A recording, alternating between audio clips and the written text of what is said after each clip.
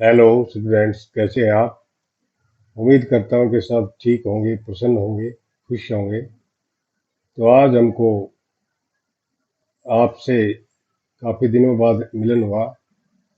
तो हम आपको ले चलते हैं एक ऐसी विधि जो हमें बताएगी कि अभाज्य संख्याएं कैसे ज्ञात की जाती हैं।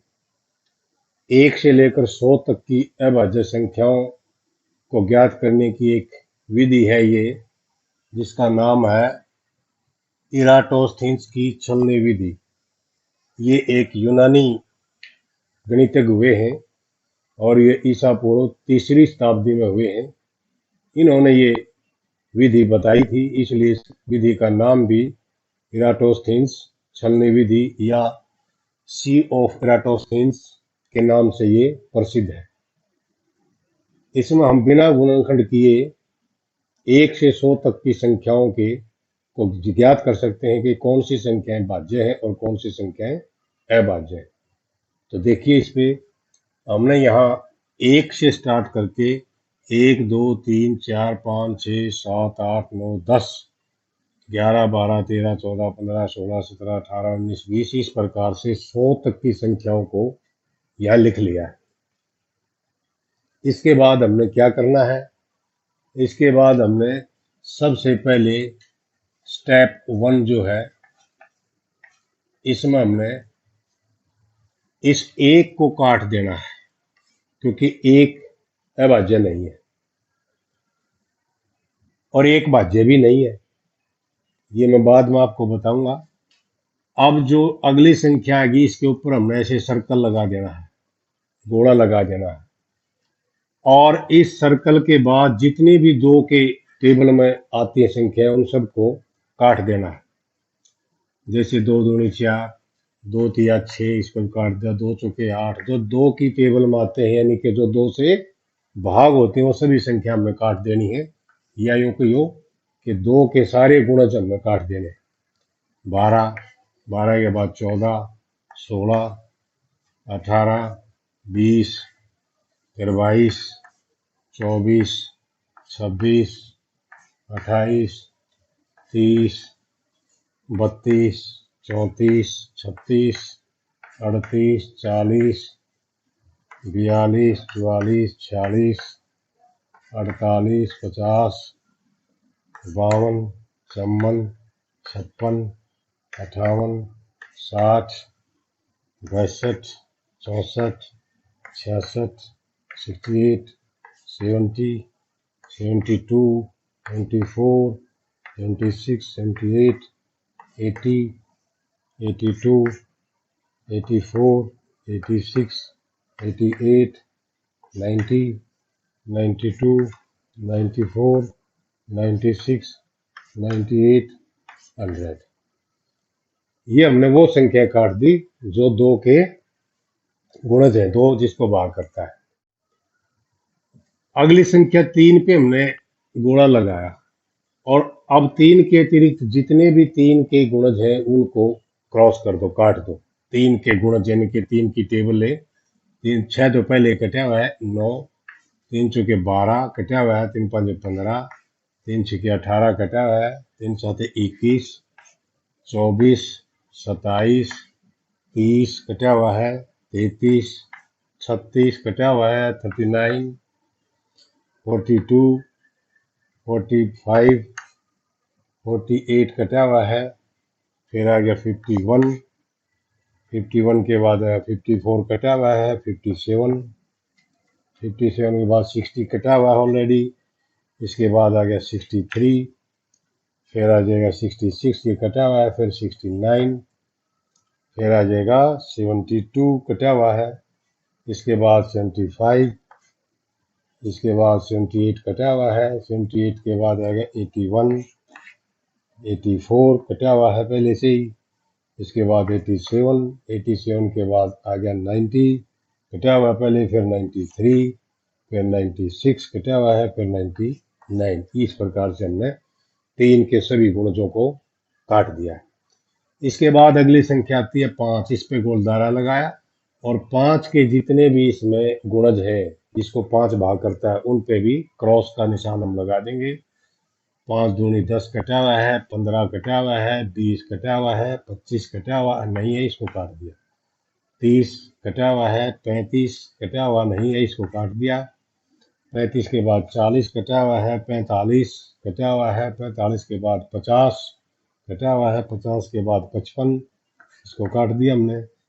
60 कटा हुआ है, 60 के बाद 65, ये काट दिया। 70 कटा हुआ है और 75 भी कटा हुआ है। इसके बाद 80 कटा हुआ है, इसके बाद 85, इसको काट क्रॉस कर दिया। और फिर 90 पहले से ही कटा हुआ है, 95 और फिर 100 कटा हुआ। इसके बाद अगली संख्या आई हमारे पास 7, इसको सर्कल लगा दिया और 7 के सारे गुणज जिसको 7 डिवाइड करता है वो भी काट दो। 7 के गुणज के लिए हम 7 की टेबल लेंगे। 7 दूनी 14 कटा हुआ है, 7 तिया 21 कटा हुआ है, 7 चौका 28 कटा हुआ है, 7 पाँच 35 कटा हुआ है, 7 छः 42 ये भी कटा हुआ है, 7 उस्ते 49 भी कटा हुआ है, इसको काट दिया। 7 आठ 56 ये कटा हुआ है, 7 नीम 63 ये कटा हुआ है, 63 के बाद आएगा 70 ये भी कटा हुआ है, इसके बाद आएगा 77 ये काट दिया हमने। फिर आएगा 84 कटा हुआ है, 91 को हमने काट दिया है, ठीक है। इसके बाद 98 कटा हुआ है। इसके बाद हम चलते हैं अगली संख्या में, यहाँ देखते हैं 7 के बाद जो कटी हुई उनको छोड़ दो। 11 आ गई, 11 पे गोलदारा लगाइए और 11 के जितने भी इसमें गुणज है या यूं कहिए जिसको 11 डिवाइड करता है भाग करता है वो सारे क्रॉस कर दो।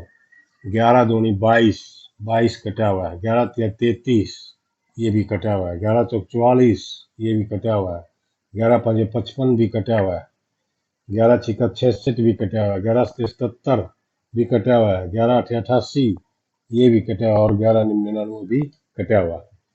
इसके बाद नेक्स्ट आगी 13। अब 13 के गुणज को काटना है। 13 के गुणज जितने भी इसमें है, 13 दूनी 26 कटा हुआ है, 13 तिया 39 कटा है, 13 चौका 52 देखा में कटा है, 13 पाँच 65 कटा हुआ है, 13 छिका 78 ये भी कटा है, 13 सात 91 कटा हुआ है और इसके बाद 100 से ज्यादा चला जाएगा। 13 के बाद संख्या बचेगी 17, इस पे भी गोलदारा लगाइए और 17 के जितने गुणज है इसमें उस पर क्रॉस करेंगे। 17 दूनी 34 कटा है, 17 तिया 51 कटा है, 17 चौका 68 ये भी कटा है, 17 पंजे 85 ये भी कटा है और आगे इसमें ज्यादा हो जाएगा 100 से, इसको हम छोड़ देते हैं। इसके बाद नेक्स्ट नंबर है हमारा 19 19 के भी हम जो गुणज है उनको काट देंगे। 19 दूनी 38 कटा हुआ है, 19 तिया 57 ये भी कटा हुआ है, 19 चौक 76 ये भी कटा हुआ है और 76 के बाद अगर 19 लेंगे वो ज्यादा, 19 76 के बाद 95 आएगा ये भी कटा हुआ है।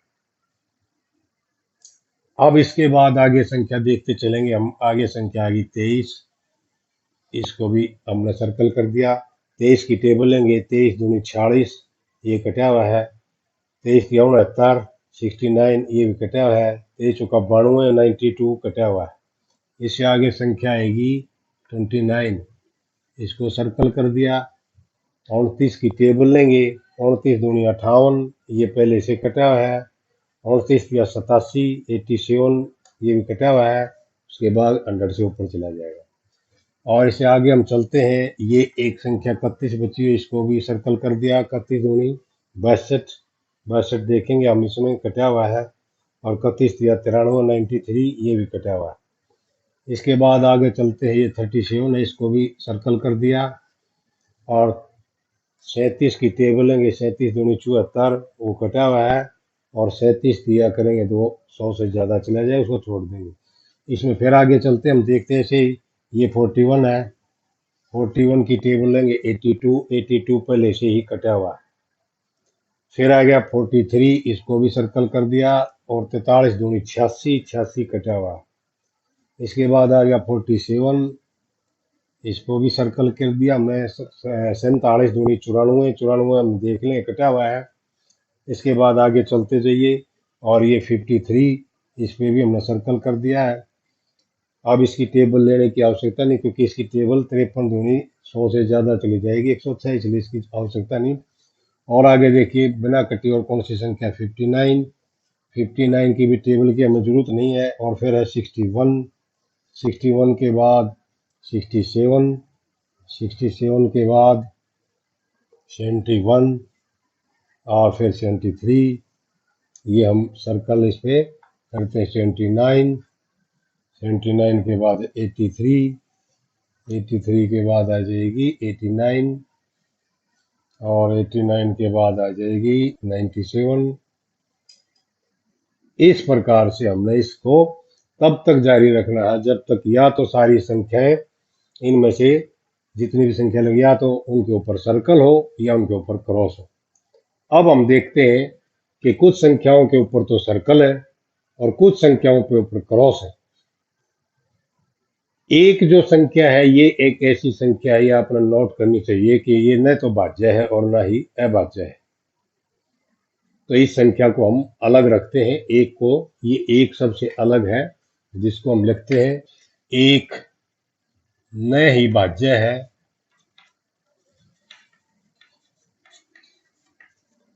और न ही अभाज्य। अब जितने आप देख रहे हो सर्कल जिसके ऊपर है, ये सारी संख्याएं अभाज्य है, और जिसके ऊपर क्रॉस है वो सारी संख्याएं भाज्य है। हम कहेंगे घेरे वाली संख्याएं, घेरे वाली सभी संख्याएं अभाज्य है, तथा क्रॉस वाली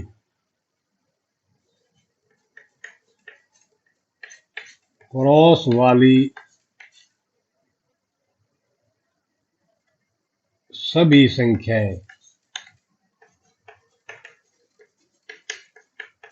एक के अतिरिक्त भाज्य है। एक नहीं है, एक किसी में भी शामिल नहीं है, ना भाज्य में ना अभाज्य में।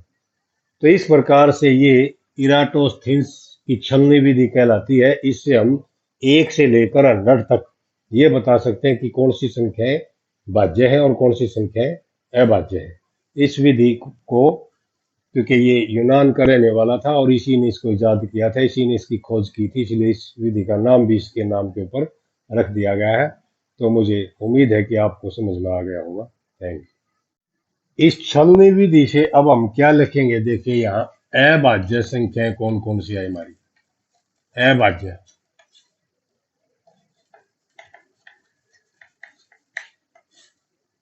प्राइम नंबर जिसको हम कहते हैं, जिसके ऊपर सर्कल है 2, 3, 5, 7, 2, 3, 5, 7, 11, 13, 17, 19, 11, 13, 17, 19, इसके बाद 23, 29, 23, 29 और 29 के बाद सर्कल है 31, 37, 31, 37, 37 के बाद सर्कल 41, 43, 41, 43, 43 के बाद है 47 और 47 के बाद है सर्कल 53, 59, 53, 59, इसके बाद सर्कल है 61, 67, 61, 67 और 71, 73, 71, 73, 73 के बाद है 79, 79 के बाद हमारी संख्या आ गई 83, 89, इसके बाद है 97। आप यहाँ देख रहे होंगे 89 के बाद बहुत दूर जाके 87 आई है। बीच की जितनी संख्याएं बच गई 89 से बड़ी और 97 तक, वो सारी संख्याएं क्या है, भाज्य है, और वो लगातार भी है। कई बार ये क्वेश्चन पूछ लिया जाता है कि 100 से छोटी लगातार 6 भाज्य संख्या ज्ञात कीजिए। तो वो यही है कि इससे बड़ा 90, 91, 92, क्योंकि ये कटी हुई है सभी, देखो 90, 91, 92, 93, 94, 95, 96, सारी भाज्य है। कितनी होगी? 1, 2, 3, 4, 5, 6, 7, लगातार 7 भाज्य संख्याएं जो 100 से छोटी है, वो यही, ये क्वेश्चन पूछा जाता है अक्सर।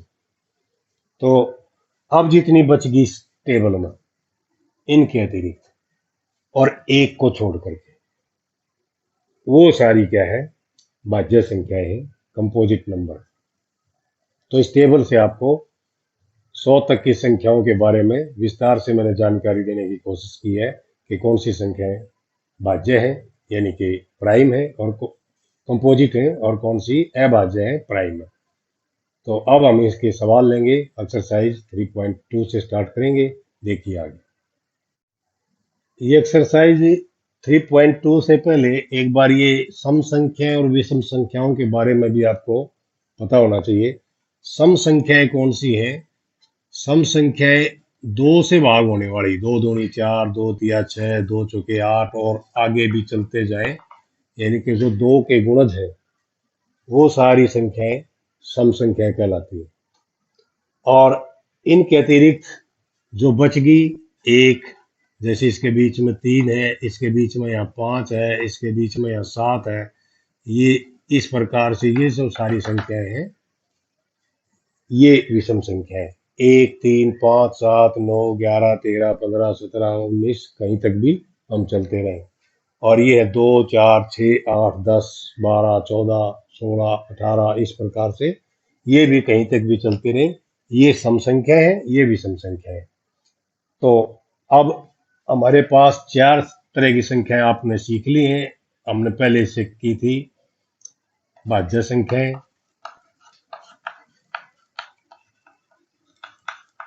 और अभाज्य संख्या।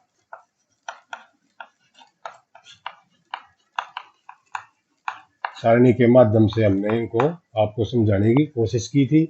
भाज्य संख्याएं और अभाज्य संख्याओं में क्या भेद होता है? अभाज्य संख्याएं वो होती है जिसके केवल दो ही गुणनखंड हो, केवल दो गुणनखंड होते हैं, दो ही गुणनखंड वाली संख्या, एक व स्वयं,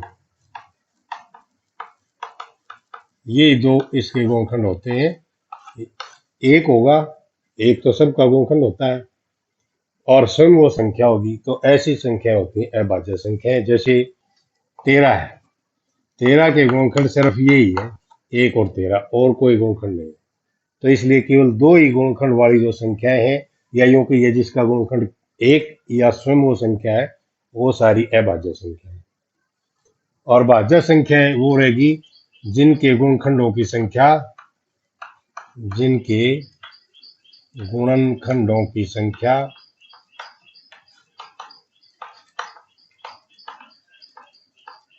दो से अधिक हो। दो से अधिक कितना भी हो, 3 हो, 4 हो, 5 हो, 6 हो, जितने भी गुणनखंड होंगे, जिस तरह से ये है 15, 15 के गुणनखंड क्या है? 1 गुणा में 15, और 3 गुणा में 5। तो 1, 3, 5 और 15, ये जो है ना, यहाँ से लिया हमने 1, 3, 5, 15, ये सारे 15 के गुणनखंड है। तो इसलिए ये दो से ज्यादा गुणनखंड, क्योंकि 4 है ये। तो हमने क्या लिखा है? जिनके गुणनखंडों की संख्या दो से अधिक हो वो सारी भाज्य संख्या है। तो अब हम लेते हैं एक्सरसाइज 3.2। ये क्वेश्चन लिखा हुआ है, बताइए कि किन्हीं दो संख्याओं का योग सम होता है या विषम होता है यदि वे दोनों विषम संख्याएं हों और बी पार्ट में सम संख्या हों दोनों। अब देखिए विषम संख्याएं कौन सी हैं? 1, 3, 5, 7, ये है विषम। और सम संख्याएं कौन सी हैं? 2, 4, 6, 8, ये। ए पार्ट में क्या है? दोनों विषम संख्याएं हो और उनका हमने योग करना हो, तो योग क्या आएगा? अब देखिए इसका और इसका योग करो।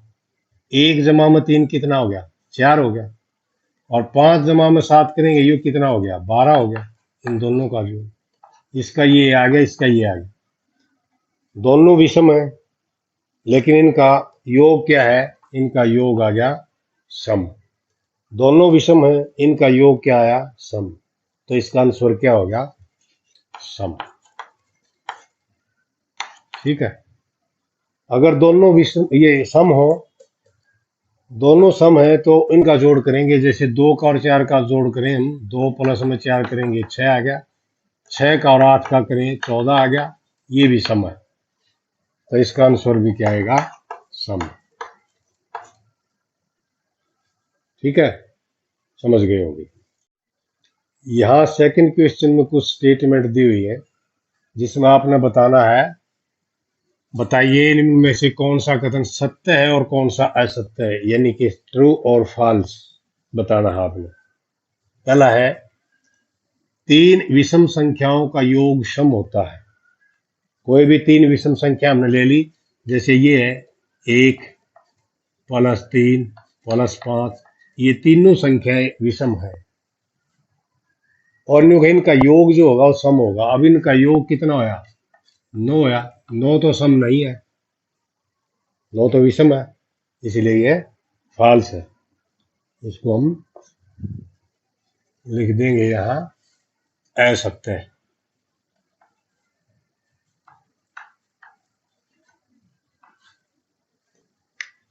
दो विषम संख्याओं और एक सम संख्या का योग सम होता है। दो विषम ले हमने, एक ये ली विषम, एक ये ली विषम, और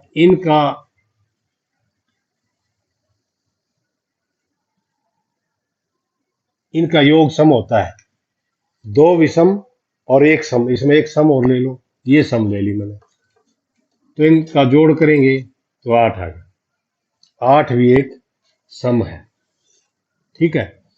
कोई और लेंगे, जैसे एक विषम मैंने ये ले ली, एक विषम ये ले ली, और एक इनमें सम ले ली 6। 6 और 5 11, 3 14, ये भी सम है, यानी कि सम, ये भी सम।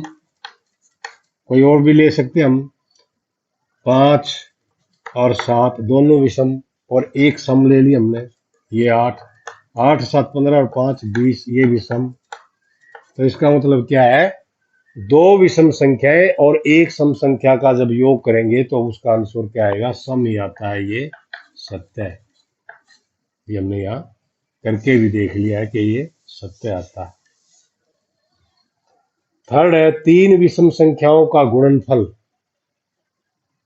विषम होता है। अब 3 विषम संख्याओं को लेकर के हम इसको वेरीफाई करेंगे।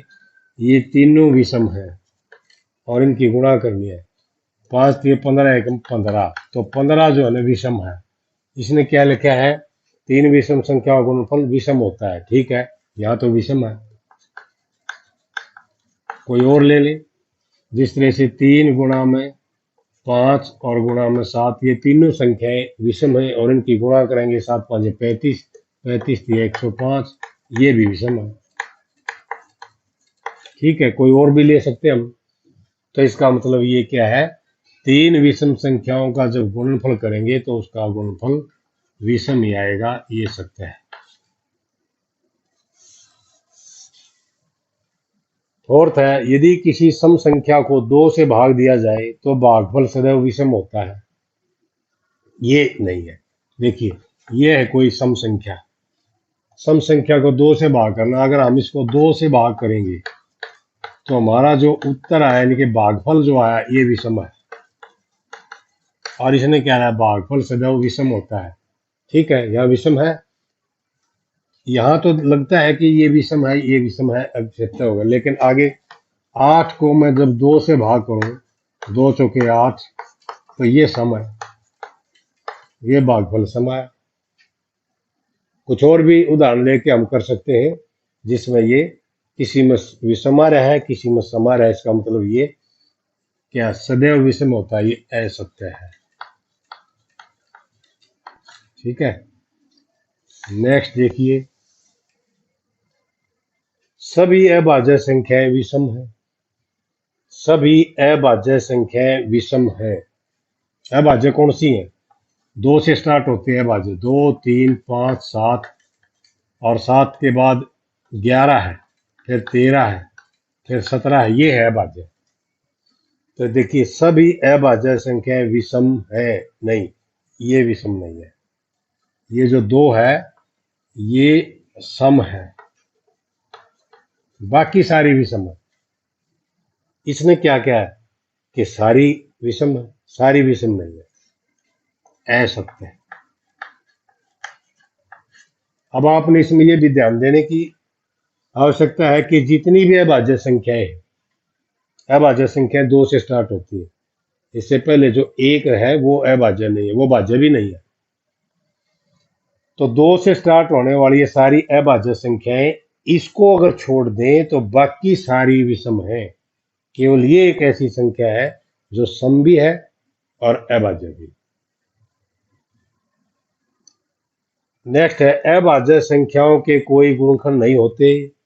मैंने बताया था अभाज्य संख्याओं के केवल 2 गुणनखंड होते हैं, एक तथा स्वयं वो संख्या। तो ये क्या है, कोई भी गुणनखंड नहीं होते, ये भी असत्य है, फाल्स है ये। ये 2 अभाज्य संख्याओं का योग सदैव सम होता है। ये भी अभाज्य है और ये भी अभाज्य है, और उनका योग करेंगे तो ये 5 जो है ना ये विषम है, ये सम नहीं है 5। ये क्या कहता है, सम होता है, असत्य है।